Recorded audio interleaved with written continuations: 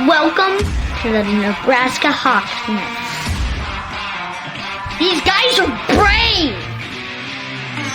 They're Hawkeyes living in enemy territory. Listen, these guys are way past their prime, but they're still Hawkeyes. They're spreading the Hawkeye hype to all of Nebraska.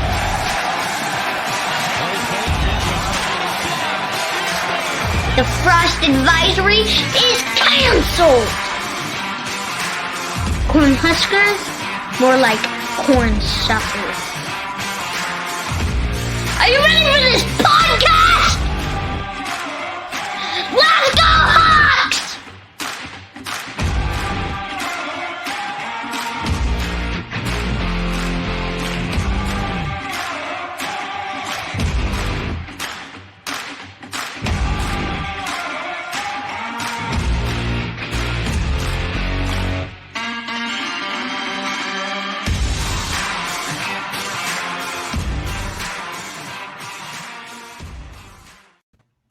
All right, welcome back to your Hawkeye oasis in the Nebraska desert or the Nebraska Hawks Nest. Make sure to take a little bit of time out of your day to hit the like, subscribe button so you can get first access to all of our interviews with Hawkeye coaches, Hawkeye legends, and current Hawkeye players. Joining us today, the associate head coach for the Iowa women's basketball team, Jensen. How's it going? It's going great. I am so hyped. I love that intro. Is that one of your kids? One of yours? No, it's not. Like Jerry always says, we're not cool enough to have a kid like that. And then my kids get offended. They're like, why does Jerry say that about I know. us? My kids are way cooler too. But I mean, yeah, no, he's the Hawkeye hype kid. He did the that George Kittle hype video from a couple years ago. He did. And then Yeah, I didn't know if he was associated with one of you because it feels like he's got your flavor of the show. And so it definitely could have been one of your offspring for sure. He's just that talented. He's one of those guys. You just put him in a scene and he just adapts and just goes with it. Love it. Love it. Yeah.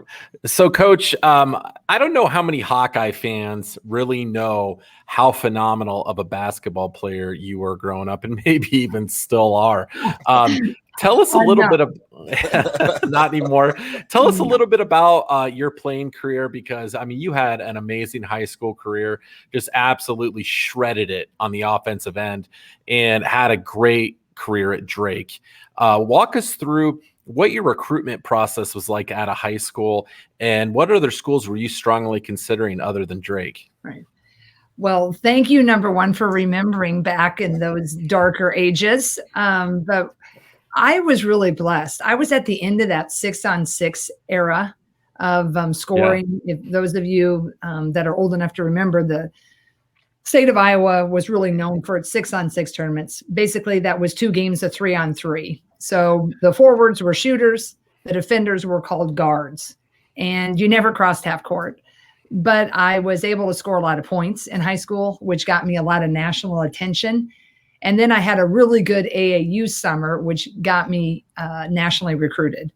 So I was probably one of the few in that era that really got recruited nationally. And I don't say that egotistically. I say that as I was a product of timing. I think it was the golden era was kind of ending with 6-on-6 basketball. I think Wayne Cooley, who directed the girls' union, could kind of feel it. So they were really trying to fan the flames. And then I scored a lot of points, and I got recruited nationally with the help of that AAU tournament. And so I looked at an Ivy League.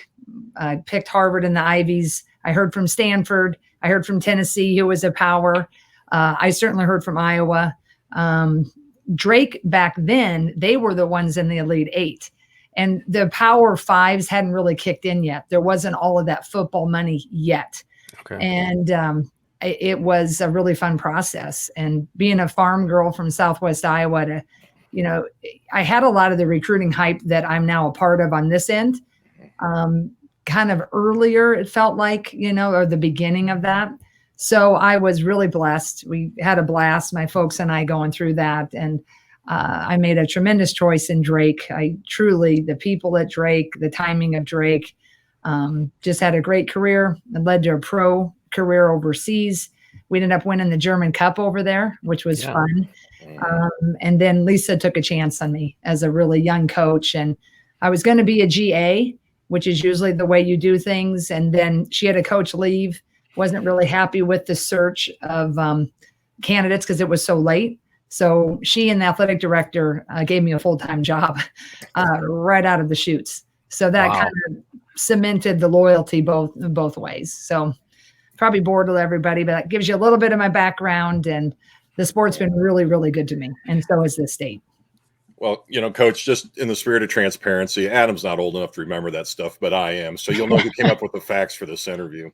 But anyway, Coach, going back to that, when you talk about the 6-player game, I remember, playing 5-player growing up, but in gym class in Iowa, you always played like a week or two of 6-player. And I remember how hard it was for me to adjust.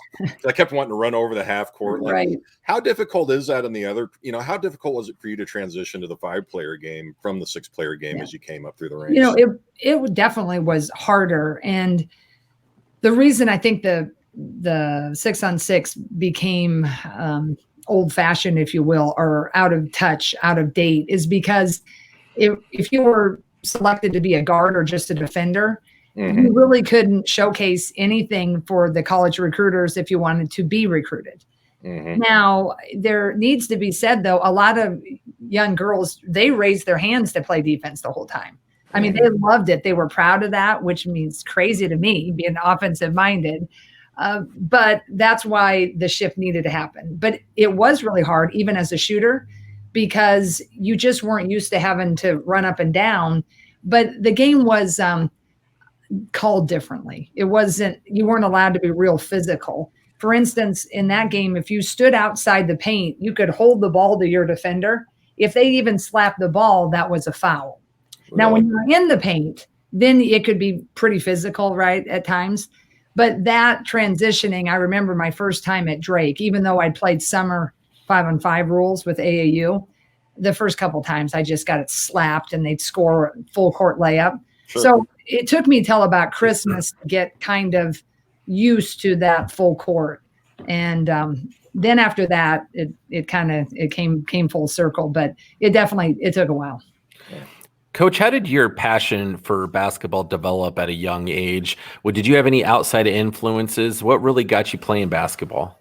Well, number one, I think I loved it. And then my parents kind of fanned that flame. And if I have any advice for parents that are raising children, your children will lead you.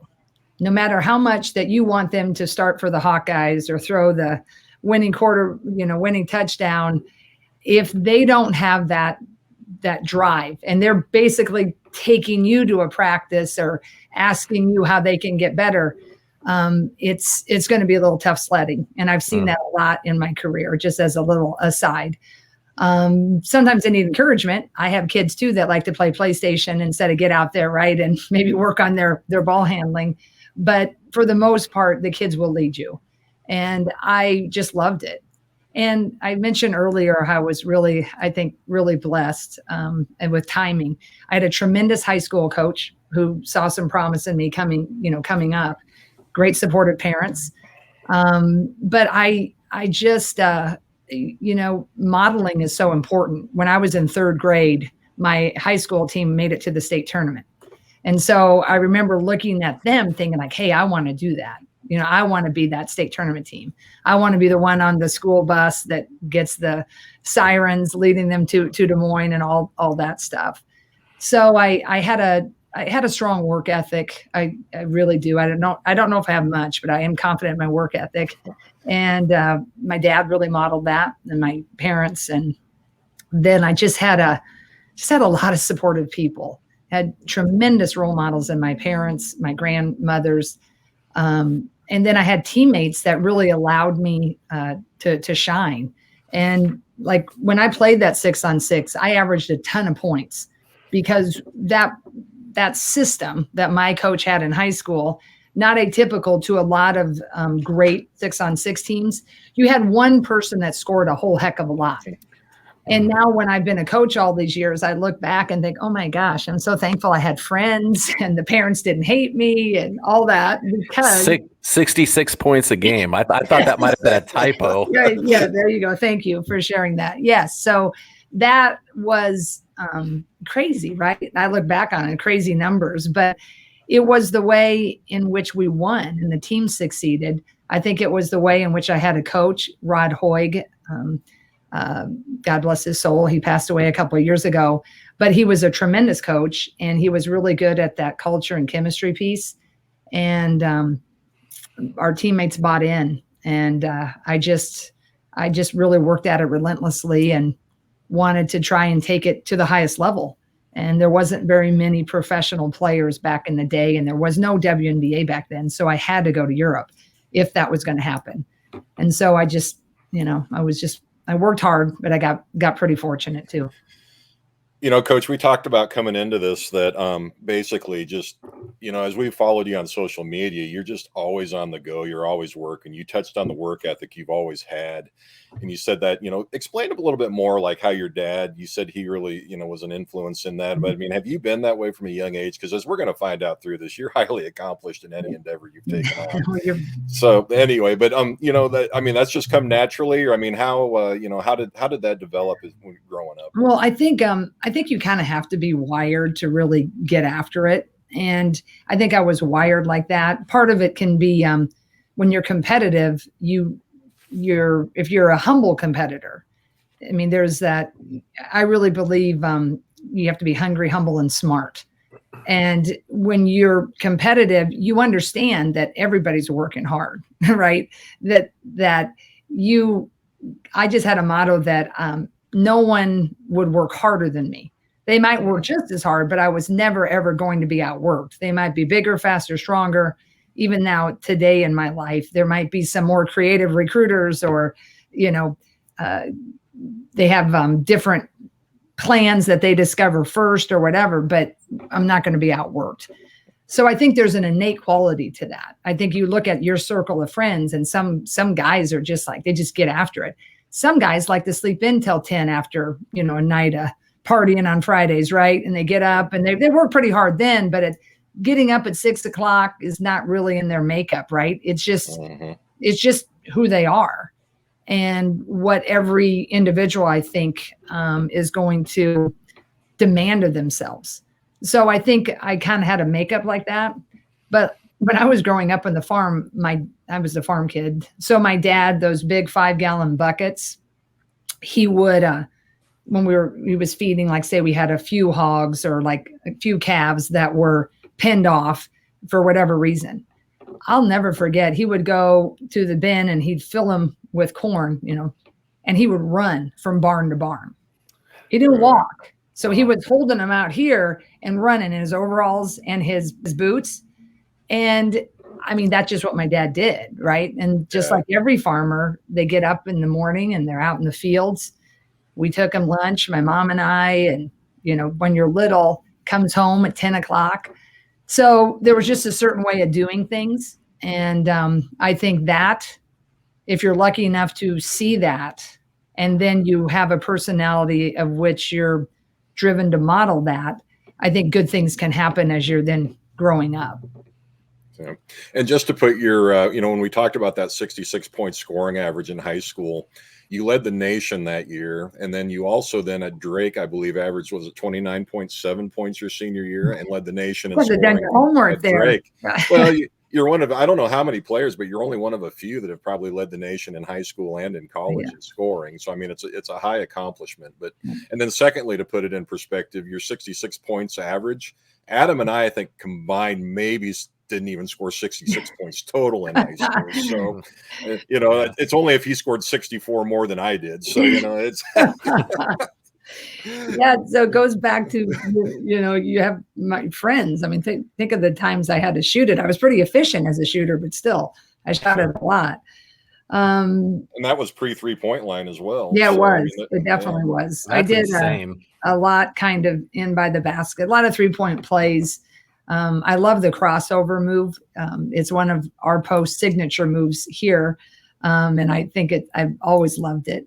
But I think, again, I really, I just feel God's really blessed me. I mean, honestly, if he took me tomorrow, I could not have had a more fun basketball career, more fulfilling personal life with the people that raised me, the people that are my friends throughout college and my family today and my Hawkeye family. I mean, truly.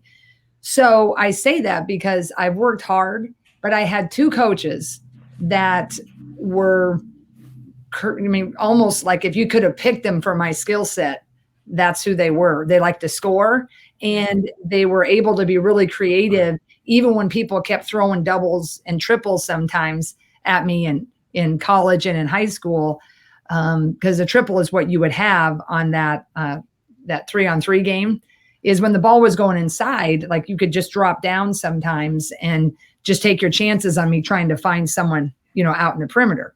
So I had really great coaches who had a lot of schemes and plans that would showcase that proficiency. And it's fun. I mean, heck, I was glad that was my role, right? I'm not going to lie. I'm glad I was the one that got to shoot it, right? Yeah. But I also think that I was fortunate that my coaches spent a lot of time on the team matters. And I'd like to think that my personality was helpful, because sometimes I look back and it probably, was it that fun, to play with someone? I think it was. We had a fun run to state. We got upset. Unfortunately, we didn't win the title. But I think what I'm probably most grateful and proud of is when I look back in my careers, I have great friends. And I have friends that are lifelong. And I don't think they sensed arrogance. I don't think they sensed that I was ever better. I think we all just bought into this plan of becoming the best we could be, and we all accepted those roles. And I think now, as I coach, to have our stars, if you will, that's really important to me, how they carry themselves as a star themselves. So that's kind of, I think, a little boring story of, I didn't know we were going to talk all about me. So That's not boring. Sorry about that, but thank you. Thank you for why, taking me down memory lane, though. that's why we're interviewing you. We're here to talk about you, Coach. So just go ahead and keep going with it. Yeah, nobody wants to know about me and Jerry. We're not that interesting. So. But Coach, it's very clear that you are all about relationships. That might be one of your strongest characteristics as a coach, and like you said, possibly as a player. You, with your coaching staff, I don't really see, and Jerry's in agreement too, any other coaching staff in the country that seems so in harmony as you guys are. You guys just are like a family, and you guys are all flowing on the same page all the time. And it's a pretty cool thing to watch from the sidelines, how you guys interact and work together. Tell us about the process of when you guys decided to leave Drake and go to the University of Iowa. How did that all go, and how did Coach Bluder talk to you about that situation? Yeah, I think that was my big first crossroads. I think you would look at your lives and the decisions we make. I always think now when I'm recruiting our young women, the decision that they make is their first big one. And really, when I'm recruiting someone, like that first decision for them, that's one of the top 2 or 3, right? Is where they're going to go to school, if they're going to marry, who they're going to marry, and then maybe that first decision of having a child or no child. I mean, that's really how big it can be, because when you're going to a university as a young person, you're swayed by the championships, you're swayed by the crowds. I don't care if you're talking football, men's basketball, gymnastics, you're swayed by a lot of outside influences, but it's the people that are going to impact you, and they're going to help you navigate all of that. And so that's a big first decision. Number one, I think, for anybody making that college choice, being recruited or not. Our kids are fortunate with full rides, but anybody, when you're applying it yourself and you're looking, do I want out of state tuition? Do I want to go Ivies? Do I want to go JUCO? All of those are big decisions, because it kind of points you in that direction in life instead of that one. So after my first big decision, when I went to Drake, obviously chose to go overseas and play professionally, but that was hard because I could have stayed and my life would have been totally different had I taken the reins of Drake. And I was very humbled and remained So to this day that they would have entrusted me with that head coach position. I ended up going with Lisa because I felt like I'd kind of grown up at Drake. I had been a player. We'd had some great times. With Lisa, we'd been there 8 years. We'd won, I think, 3 or 4 Missouri Valley championships. But you were starting to see the separation sometimes of BCS schools and the mid-majors. Okay. Not that Northern Iowa and Drake are not fabulous programs, and Creighton, that they don't beat Nebraska and they don't beat the Iowas and Iowa States at times. They certainly can. But it's the consistency of if you play the series sometimes or just the budget, right? And being able to do what you like to do. So I could kind of see that was happening, although I love Drake. And I would say to anybody listening, being recruited by Drake, it is fabulous. And one should not go to an Iowa or a Nebraska or an Iowa State just because it's bigger. And people are always, they're kind of shocked, like, oh, is it so much better? And it's not better unless it fits you. And anybody choosing a college, whether you're being recruited or not, you got to find your fit. And sometimes it's awesome if it's Iowa and you can be the starting quarterback or the starting pitcher or whatever, because the stage is grand, the Big Ten network, all of that.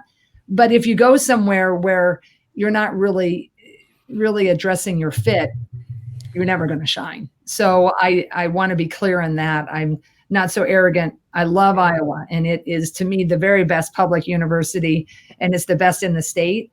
But you'll never hear me say a disparaging word about any mid-major, because they work really hard on limited budgets and limited exposures, and they can be really successful. So my thing was, as I had lived that and we had coached that and we'd had a successful run, I was ready for something that was totally new and different. And Lisa is a great salesperson too. So she recruited me. She didn't recruit me the first time at Drake because she inherited me as she took over when I was a senior, but she did a really good job of recruiting me to come with her to Iowa.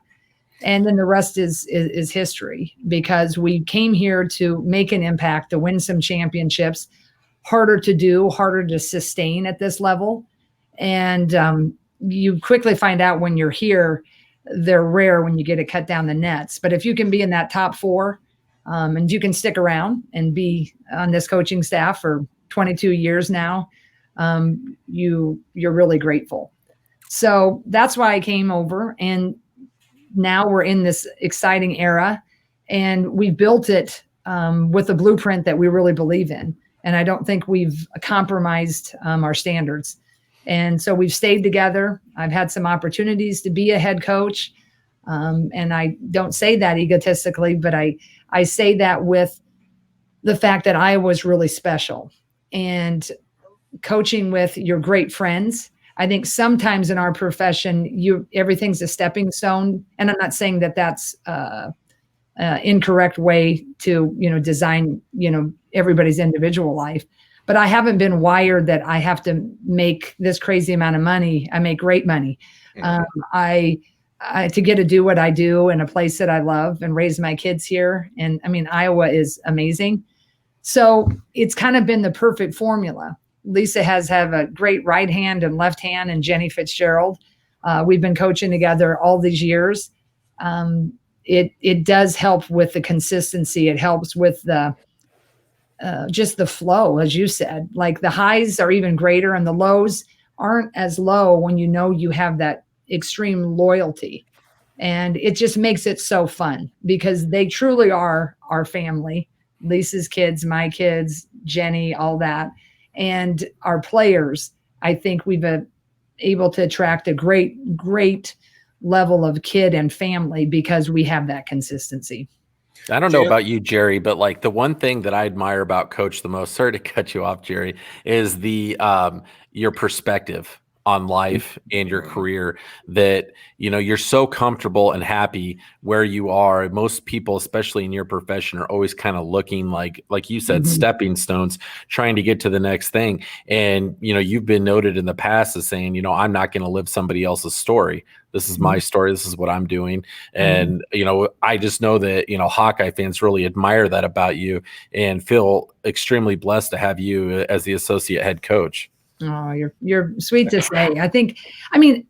I think all of us, there early in my career, right?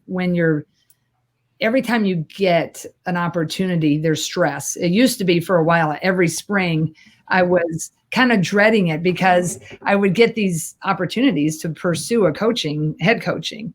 And so part of you is like excited and flattered. And then you're human. You're like, well, wow, that's a little bit more bank, or I could go here. And then, so you have to go through all that, right? And then you land again. And it isn't without normalcy of stress at times. And over when I was a younger coach here, so many times there'd be people that are like, I can't believe you stay. I mean, God, why wouldn't you go? And they're there's some head coaches in the Big Ten, right? So I just can't believe you. I mean, why wouldn't you go? And it was interesting how when I was younger, it's kind of like made me think, what? But I would like to note that they've all been let go. The ones that were really kind of throwing that ego around and is it. I think that I have a strong faith, but I think you work really hard at knowing what's important and who you are. And the world can define success so easily, winning and money and looks, right? And that's just how, if you're a parent, you're constantly guarding against, you don't have to look like that. You don't have to have that level of money. You don't have to wear that designer prom dress, right? Is getting your kids, that's how, and I kind of think of my team as my kids, is blooming where you are. It's, kind of a little trite phrase, but is if you got something good, water it and see how it blossoms. And don't try to, all of a sudden, just when you're starting to burst through that soil, hop to another pot, because that's going to, you're going to be a bigger flower, or you're going to, do this, that, or the other. And I think once I just kind of centered, 12, 15 years ago, is great things really started to happen. So not that I've certainly been human when you're thinking, well, should I, or so forth. But when you come down to it, when it's quiet at the end of the day or early in the morning, it's, to me, it is about perspective. And to me, it is about really enjoying the ride. And I just for me, it has never been about going to a small university and proving myself and then making this step and then making that step and leaving. My family was from Southwest Iowa. My spouse's family is from the Quad Cities. So we were from Iowa. I had great family at Drake. Is like to then go move to a Wyoming to be a head coach, or move to Xavier. It seems shallow. So that's what was my story. That doesn't mean, like, for all my coaching friends that really want that job, that it's worked out for them, and good for them. But I'm very thankful that God's blessed me with the perspective that I've been able to enjoy all of this success, and really have had a pretty fun ride. And if we keep working, it could be even more fun on the basketball court, and obviously off. I think it'll be pretty fun as I continue raising my kids. Well, and that's what really comes through, Coach, watching you guys, whether it's social media, whether, through the newspaper or online, but basically get a job you love, never work a day in your life. And I mean, that's kind of what you guys, that's what the whole staff kind of exudes as you follow you guys. And I mean, that's really the feeling, at least from an outside, that we get watching you guys. So is that pretty true to life? I am glad, because we are very grateful. There are sometimes you're here till 2 a.m. and, you're busting your rear end with recruiting, and you're missing your own kids, basketball tournament or whatever. You're like, oh my gosh, it's so exhausted. Or you have a losing streak. But we've never lost sight of how great it is to do what we do. And one thing that's kind of cool, I got to say, is in all these years, 22 years, I'm looking at your banners of your Nebraska Hawks Nest, and your t-shirts, and the thing that I never, ever take for granted, or sometimes I still can't believe it, is that I get to be one of the people that are representing the millions of shirts that are out there. And when I'm driving and I see a license plate, the gold and black ones, there's just every time I just have this sense of responsibility to live up to that pride. And that keeps me motivated because you guys are living in Nebraska trying to hold the flame for us right there and all that red, yucky red kind of. But the pride that this state has. And when I drive home, God bless my brother's soul. Sadly, he passed away of a heart attack a couple of years ago. But he, one time I went home and surprised him. Unlike many small towns, he had painted his garage. It was kind of dilapidated, but gold and black with a big tiger hawk on it. And you just drive, and that's the pride in this state. And that I get to live in this office, and I get to wear this shirt, the same as yours, but then I get to go on Carver's floor. I mean, that is not lost on me ever. And it has never been something I take for granted. And it motivates me every day because I know maybe there's not as many people that care if we win or lose as they do if Kirk does with football or Fran McCaffrey with basketball men's, but there's enough. And if there's one, that's worth it. Hey, so Coach, if we could step back 1 second when you talked about you first encountered Lisa Bluder, what were your impressions of Lisa when you first met, when she came in? Because I think she'd only coached at St. Ambrose at that point. And so she comes in. What were your first impressions of Lisa Bluder? Well, got a little picture right here too. There it is. Look at that. Back in the day. Back in our day. That's probably our first or second year, I'd say. Oh my gosh. That was probably her going on her third year at Iowa or at Drake.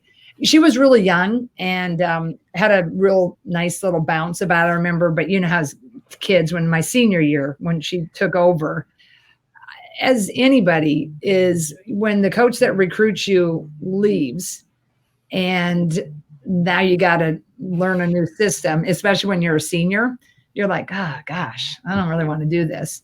But when we started practice, she was very offensive minded, which was fun. And then this is a fun little story. When I was kind of conditioned for 3 years, a great woman coached us. But her philosophy, if you didn't perform so well, sometimes it was not, there was a little extremes and so forth.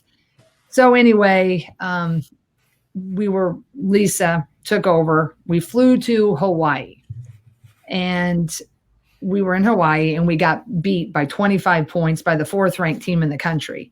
And we were kind of conditioned that for 3 years, if we didn't win, we didn't do a whole lot fun outside of the tournament. We were in a tournament in Florida, and it kind of was a bad memory. We were in Florida, but we didn't get to do much because we lost. And so we get shellacked, and Lisa came in and was so intense. And she was like, I can't believe we didn't box out, and gave us a really intense speech. But then after that, said, okay, you got 15 minutes to shower. We're going to go eat at Hard Rock. We're going to hit the beach. We're going to watch film tonight. So she walks out, and we're like, oh my gosh, we love her. Did she just say that? And all of a sudden it was like you could just shift. We bought in, and it just changed. And then she just stayed true to that. And I think that's part of the reason I have always stayed with her, because our value sets are similarly. We view what we're doing is not life and death. We should be shaping, we should be teaching, we should be educating through wins and losses. And we blow it sometimes. We're coaches. Coaches are crazy. You lose, you feel the pressure, you get too hot, come hard on a kid, but not that often. And the perspective of to lose sometimes, but if you're in this tropical place, to make sure you don't just see the inside of a hotel room. And that really resonated with me and my teammates and I. And that's how she's continued, and we've continued to coach. But we're not perfect. Every area will have a nightmare story, right? That, the coaches made us run, blah, blah, blah. But overall, though, I think it's that perspective that really impressed me about Lisa and continues to. Coach, over the years, you've really developed a reputation for developing post players. And one of your best, if not your best, Megan Gustafson, we just had her on recently. And Jerry asked her about her relationship with you. And she's like, oh my gosh, I love her so much. Like, you meant so much, or still do mean so much to her. Tell us about your relationship with Megan and what she means to the university and to the Iowa women's basketball program. Oh, Megan is just one of those rare people that truly are the definition of a humble superstar. That's what I've loved about her, is in a generation where everybody's popping their collars and, look at me, selfie, and promoting, hey, I had a triple double tonight, because that's the world we're in now, right? With the NIL, name, image, and likeness. Yeah. How many Instagram followers you have is going to parlay into who wants to, support you, right? But Megan was a joy. Megan was incredible. I mean, Megan, it was a blast to coach her. And honestly, this cup could have coached Megan Gustafson. I mean, she was just a sponge, and she was so eager. I get way too much credit for overall the post play, all of them. But Megan was something. And I tell anybody to this day, they need their sons and their daughters to meet her. That you just need to be around her for a while. You need to absorb her aura, because she just has, you talk about perspective. You talk about work ethic. You talk about being grateful and busting barriers and going against the odds. For her to stick in this league for 3 years, I mean, unless you know basketball, in essence, they have taken Megan Gustafson in the pros, and she spent her whole life as a back to the basket center, including here, because I did not develop her to be a 3-point shooter or a forward. And they've turned her into, they want her to have a skill set of a small forward. Mm-hmm. That's like taking point guard and wanting them to become a post-up player down at the block and expecting them to be really, proficient at it. Yeah, it's unnatural. Be able to do it. She's got a beautiful three.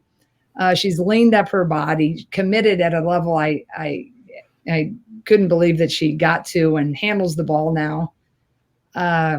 Amazing. And she really will forever has left her mark. She'll forever be on the Mount Rushmore here of women's basketball. I don't think we'll ever see someone like her, of what she could do efficiently, how she did it, and how she really brought a team together. Coach, how crazy is it in your experience? Because in all the ways you just described Megan, we just had a men's player in Luka Garza the exact same way.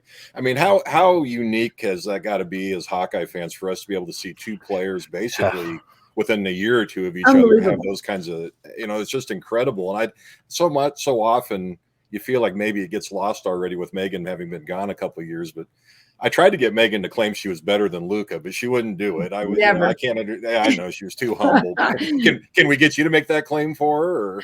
Or? No, because Luka's a great young guy too. And the reason, what I loved about Luka is, I don't know if you guys saw one of his press conferences at the end of his career, but he gave a nod to Megan, and it was her influence on him when he came, and she was always in the gym doing the micing.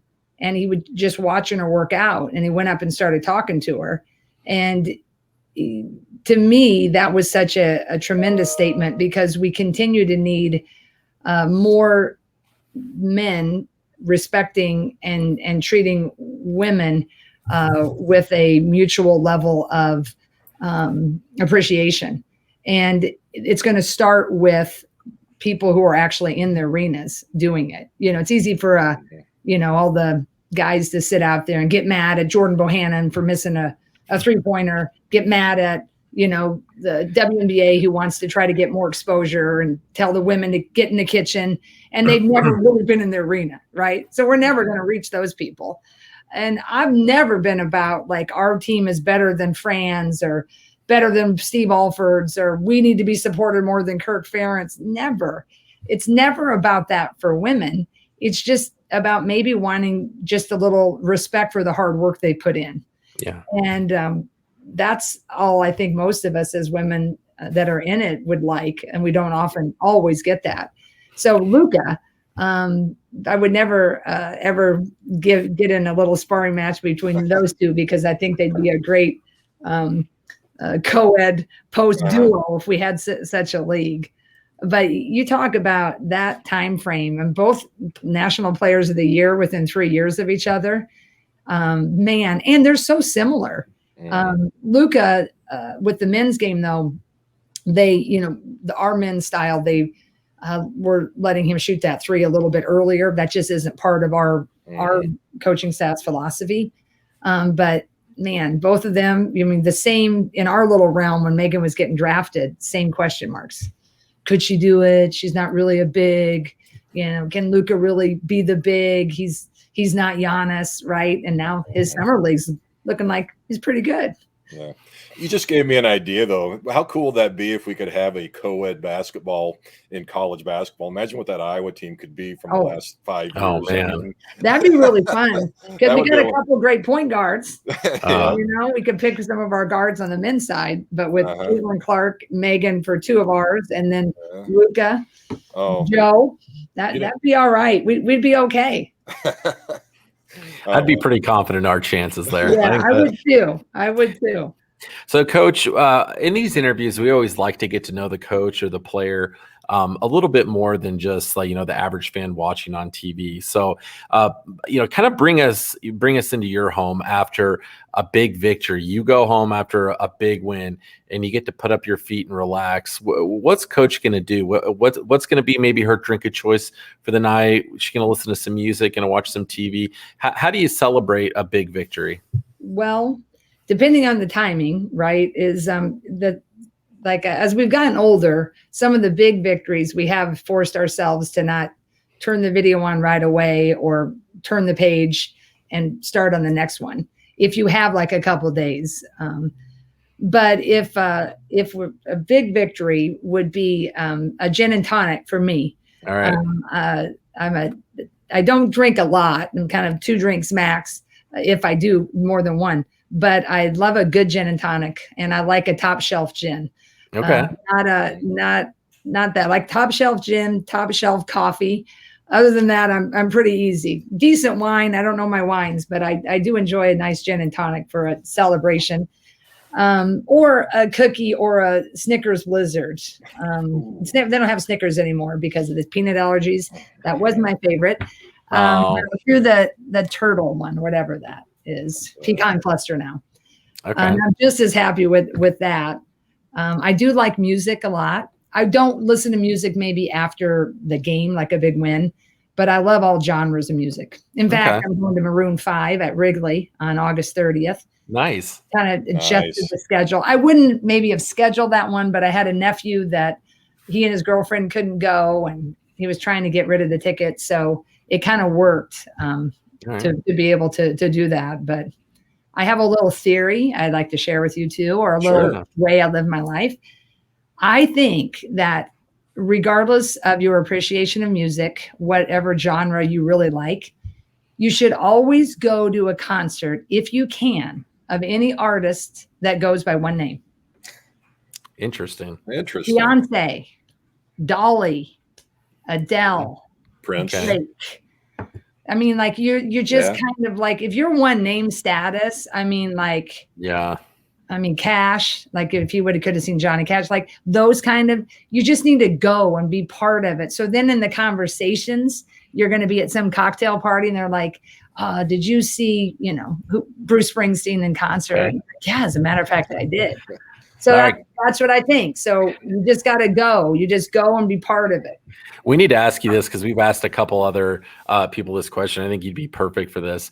So you're given 2 concert tickets, okay? You can see any band or single performer, dead or alive. Who are you going to go see? That might take the rest of our podcast because I have a breath of music. And sometimes I get kind of stuck on got to be the Beatles, man. You got to put them in there just because they are it. And then, boy, I took a class at Drake. It was the history of rock and roll, which was kind of fun. Sounds awesome. It was one of my classes, the few that was just fun, but it was still a little harder. The guy, man, still had harder tests. But, boy, I would say definitely the Beatles and maybe Elvis, only because Elvis was kind of the icon here, if you're going back in time. But man, boy, I don't know. I'd say definitely the Beatles, but I'd have to get back to you on the number 2. Okay. All right. Fair enough. Yep. Okay. Good deal. So, Coach, another thing we do, and we kind of alluded to it with the Megan discussion, but we also like to play a little word association game with some of our guests. And we give a name, and you give a word or a phrase that first comes to mind when you hear this person's name. All right. Are you up for this? I'm up for it. I love games like this. All right. Adam, do you want me to start or you want to do it? Go ahead. You can do the first one. The first one I've got is Lisa Bluder. Passionate. Definitely. It's one word, right? One or a phrase. Okay. And also, though, I mean, she is like, if it's a good play in practice, it is like, that is beautiful. So if the players, like, if that comes out in practice, it's like, it doesn't come out often, but that's what you're searching for. So I would say that just is fun. And a foot stomp, by the way. Her knee's a little sore after all these years because she slams that foot. So that's 3 things. I'll get better as we go. I'll get better. That's okay. That's not bad at all. That was good. Okay, number 2. Coach Jenny Fitzgerald. Oh, mastermind, efficient. She's who I would put in my space shuttle. If I had to go and you're like, you got it. She's MacGyver. She's MacGyver, brilliant strategy mind, problem solver, funny, very clever, dry, but she's just masterful and organized. Oh my gosh. I mean, my office can be chaos. Hers is like, looks like it came out of like a magazine on how you should organize an office. Really? Great friend. You know, just real quick on talking about Jenny, Coach, how is it that I don't think she gets enough credit on, she just flies below the radar. She doesn't. And I mean, but she's to me, it's like she's as much a part of the trio of the, very much the staff that came and over. I felt badly about that as we've gotten older. I think part of it maybe is my personality, Lisa's Lisa's the head coach. We've also had some prolific pros players, and I think I get too much credit for that. But Jenny is a little more reserved.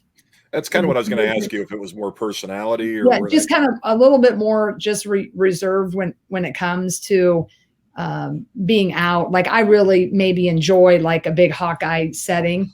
Jenny will enjoy it, but just really going, that like maybe not like having tons of conversations. So I think sometimes just by nature of kind of how I grew up in small town Iowa is just, I love sitting down and talking to people right over all these years. But Jenny certainly hasn't gotten the credit at times. She is really hugely responsible. And I think it's a great credit to her. Jenny was kind of done with all of this flying around and recruiting and calling and texting and Facebooking and, snapping, and just, it's a little much sometimes. Yeah. And her mom and dad have retired to Florida. They used to live in the Quad Cities too. And, everybody's aging, right? And I think there was just a time when she just said, I want to be around them a little bit more and kind of not have this pace. But Lisa and the administration, went with us and created the perfect position for Jenny. And that was basically everything she loves and nothing that she doesn't. And thankfully what she loves, she's really good at, which is a lot of our strategies. Her and Lisa are tremendous with all of that. I enjoy that I'm part of it, but I'm gone a lot with the recruiting, but we just really utilize each other's strengths all of these years. And I think that's been really great. None of us were ready for her to really retire. So for her to kind of have it this way, Sure. We can be in Florida a lot when we're not in actual competition.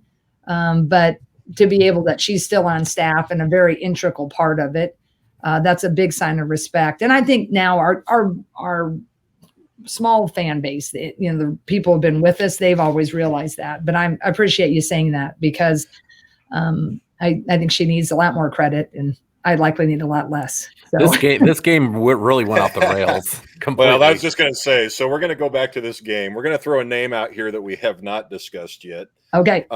Jenny Lillis, which is now Jenny Baranchik. Oh boy, fiery, the most intense, obsessed kid I've ever coached. And so it's no surprise as she has, ascended in the coaching ranks. But you talk about of all the kids I've ever coached, she didn't have any problem with that dagger and turning it and going, right? And it's really, really served her well. Yeah. All right, the last one. I'm getting exhausted keeping this game together. You guys are just going off rogue on me this whole time. The last one we're going to do is Caitlin Clark. Oh, golly.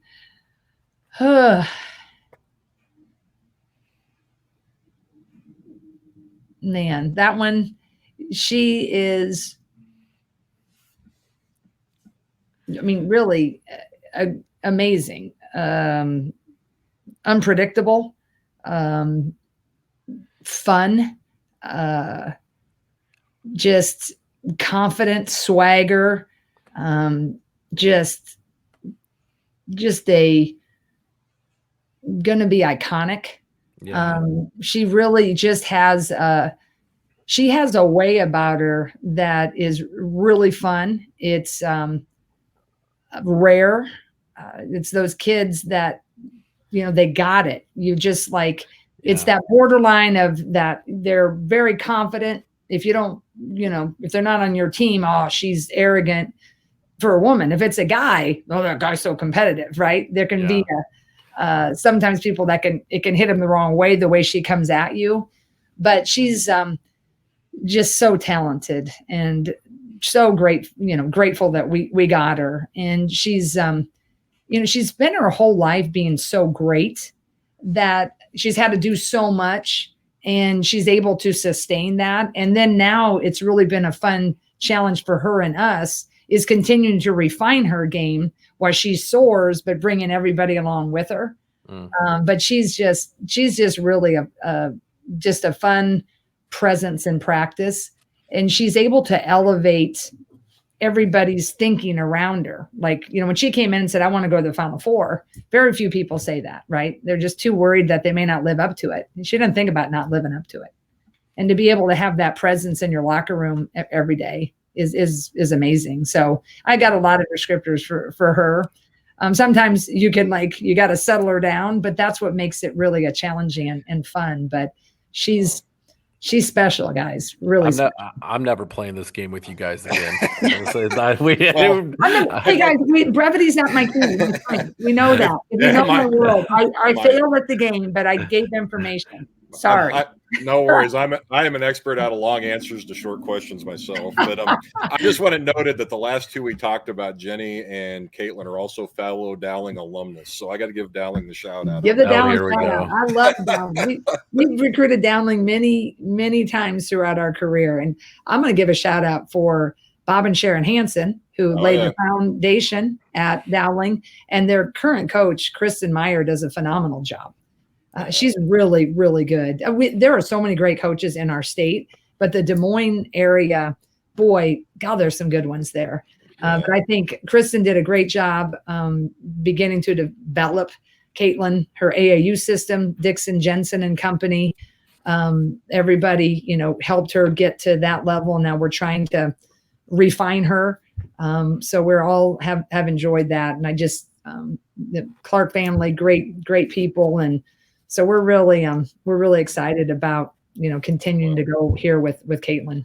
The one commonality, I guess, is that Caitlin and Jenny both have their names on the wall of the gym, and I don't. So anyway, we'll just put that out there. But maybe it takes a few years to get in that circle.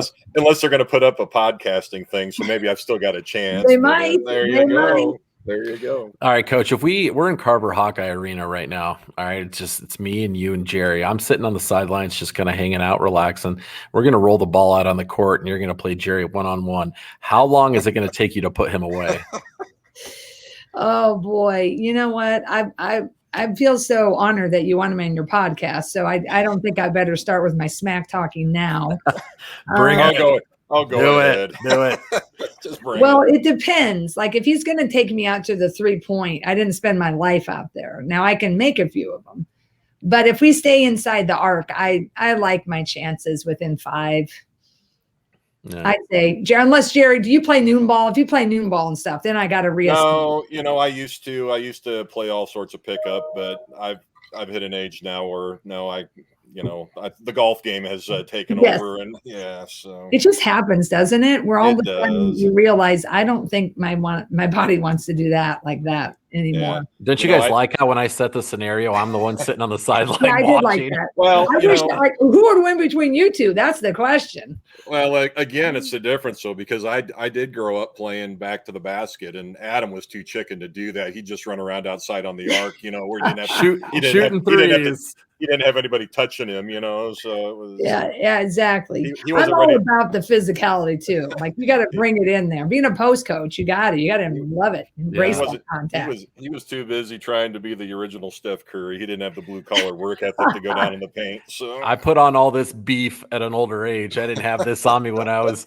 still in my playing days. So, well, Coach, we just want to thank you so much for taking time out of your busy schedule to talk with us. And, we appreciate everything you've done over the years at the University of Iowa. We're just so blessed and excited to have you be such an integral part of that program. And we're really excited for this year to see where Caitlin and the rest of the girls on the team are going to go. But before we leave, we want you to give us maybe 1 or 2 names of some players to look out for this year that nobody's really talking about. That's a good question. I think what has to happen, Caitlin and Monica need to do their thing. I feel like McKenna Warnock is really a great power forward for us. I think that people know her, but I think she could become a bigger presence if they take away our inside or try to put more focus on Caitlin. I think our newcomer, Kylie Feuerbach, she is a nice long guard. We needed to have a little bit more size. So she's a little longer than who we have. Gabby Marshall starts at the off guard for us, who's our better defender. But I'd say those two, I'd look for them to give us a little bit more of a push. Our incoming freshman, we have a 6'4" kid out of Denver. She's could be a power forward, or she could be a back to the basket. But I'd like to kind of develop her as a power forward to give us a lot of length coming off the bench. So that could happen. But freshmen, they kind of take a little bit of time sometimes. But I think for us to keep taking that, the next steps is I'd like for us to be able to highlight McKenna Warnock more so, because she's pretty versatile and talented. And I'd like to use the length of Kylie Feuerbach a little bit as a newcomer. I've definitely utilized BTN Plus too in the last few years to all the games that you guys play in that aren't on national TV. It's a really great, tool to have to be able to watch all the Iowa women's basketball games. It's been great. Yeah, well, thank you for tuning in, and it's nice. It's better than nothing, and it's we have some exciting tournaments that we've been invited to play in the next year. With a player like Caitlin, you get a little bit more notoriety, so you get invited to some different showcases, which you'll be able to watch on the major networks on ESPN. We usually have a game or two on ESPN, but these early season matchups, if they come to fruition, thankfully we do have the Big Ten Plus to rely on, but it's also nice when we have some marquee matchups that'll be a little easier for everyone.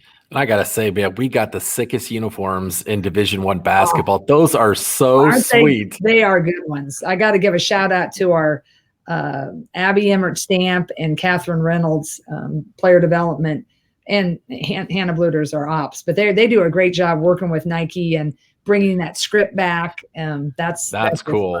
I know that script is awesome. No, when you guys brought that back, I think you really set the trend with a lot of other. I think a lot of people did. They were like, "Whoa, yeah," which was fun. I mean, God, I love it. It's so cool. Well, Coach, we'll let you go here. Thank you again for everything that you've done. We're really looking forward to this upcoming season. Nothing but luck and success going forward. Thank you. And thank you all you guys do. I see you on occasion, but I'll make sure I'm following you if I am not. But a lot of people I know either retweet it or maybe I am following, but sometimes I get so caught up on, I feel badly. I post a lot, but sometimes I can't scroll through, whether it's Facebook or whatever, because you're just it takes a lot of time to navigate your own recruits. So a lot of times when, everybody at the end of the day is just going through to catch up with their friends, I'm on it a lot just to kind of make decisions on recruits. What are they doing? How they operating, and then need to be up on their world. But I enjoy what you're doing. And thanks for keeping the gold and black over there and that red. I grew up, my brother, he taught me early that we weren't Huskers. Because we were so close. That was just not a team of ours. So I always kind of kid when in my mind I think of my brother, and he would have loved this little Nebraska's Hawks nest. I can tell you that. Well, Coach, on your recruiting trips that you take so many of, that's probably a lot of travel time. And just, to put it out there, we are on Spreaker, Spotify, and Apple Podcasts as well. Awesome. So you can take us. I will take it. And I do. And my son, he's a big podcast kid now. He's going to be an 8th grader, but he was very excited. And he said, I can listen to that, because he goes on the golf course and he listens to podcasts. He goes on his own and does different things. So. Nice plug, Jerry. That was good. I like it. He did that so smoothly. Just got it right in there. Didn't seem, and you need to. I'm so proud. Hey, I might be a slow learner, but I learned. But anyway, hey, Coach, just real quick too. We told Megan on our interview, but I would tell this to any of you guys, the coaching staff, the players. It isn't just the fact, the success that you guys have, but we're so proud to be Hawkeye fans when it comes to the women's team because of the way you carry yourselves, and we're just so proud of you guys. You carry yourselves so well. You're so professional. It isn't just wins and losses. It's just the fact that you guys just do it right. And it makes it a privilege to be a Hawkeye fan. So you guys are great. I mean, thank you so much. And to us, that is the highest praise that we could get. And we're so proud of the young women we're able to attract, and we're just proud to be Hawks. So thank you for appreciating it. And thanks for having me on. It was fun. I have a blast, and I look forward to hopefully meeting you guys someday in person. If you're over here for a Hawk football game, we'll be on the field with some recruits. Give me a little wave. Yeah. And then if you come for our games, let me know. I'd love to see you. If you see a couple guys in the black and gold up in the stands in Lincoln, even, you'll probably know that's us. So yeah. All right, guys. Well, thank you so much for having me on. All right, thanks, Coach. And have a great rest of your summer, and go Hawks. Yeah, go Hawks. See you. Bye-bye.